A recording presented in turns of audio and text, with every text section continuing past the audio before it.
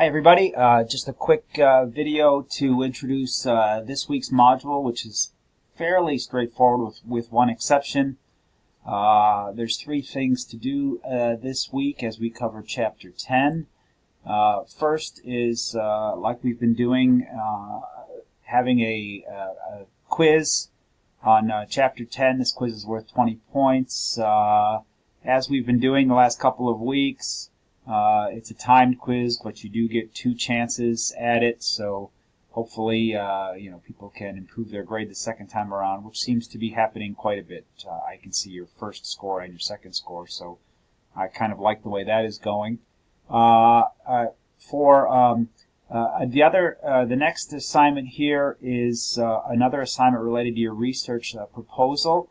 For this assignment, I've had you draft sections of your participants and instrumentation and measures section, and I've provided now feedback on both of those sections. So what I'd like you to do is either revise them in line with the suggestions and then combine them, or as the instructions here suggest, combine them and then do the revisions. Either way, but then hand them in for this 10-point assignment together as a single document of your the first 2 sections of your methods section for your final proposal as a final draft of that as a single document.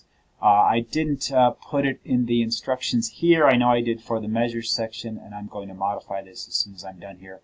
But please start to begin conforming to APA style for this assignment if you have not been doing so already. All right, what else? Lastly, one of the things about research, and one of the most important things about research, at least at a graduate level, but also at the undergraduate level, and as well is learning about how a research study and different research studies control for or fail to control for threats to internal validity. This was a topic in Chapter 9 primarily, and we had an assignment for it last week, which was one kind of study and how susceptible it was to threats to internal validity. And I haven't graded that assignment yet, but this is a kind of a second chance, not really a second chance. It's a different study. It's a different approach to it. So I'd like you to do that same assignment, which is to analyze an article in relation to threats to internal validity. And it's a different article this time around, but the instructions are the same for that assignment, and this is a 20-point assignment, giving us 50 points for the module as usual. One of the things I'm going to do as soon as I get a chance is I'm going to look at some of the answers for the threats to internal validity, some of the answers to those questions for the first assignment, and try to provide some feedback or at least some instruction to you, even I don't have them all graded, in a second video to follow later today or at the latest tomorrow, about how to go about analyzing a study in terms of threats to internal validity and the kinds of responses I'm looking for in that. So if you can hold off until tomorrow at the latest to start this assignment, you could always read the article, but you should have some more detailed instructions on how to do that. Lastly, I know I mentioned in a previous video that this course gets increasingly more difficult as we get into more technical sections of the book and more technical aspects of the research proposals per se.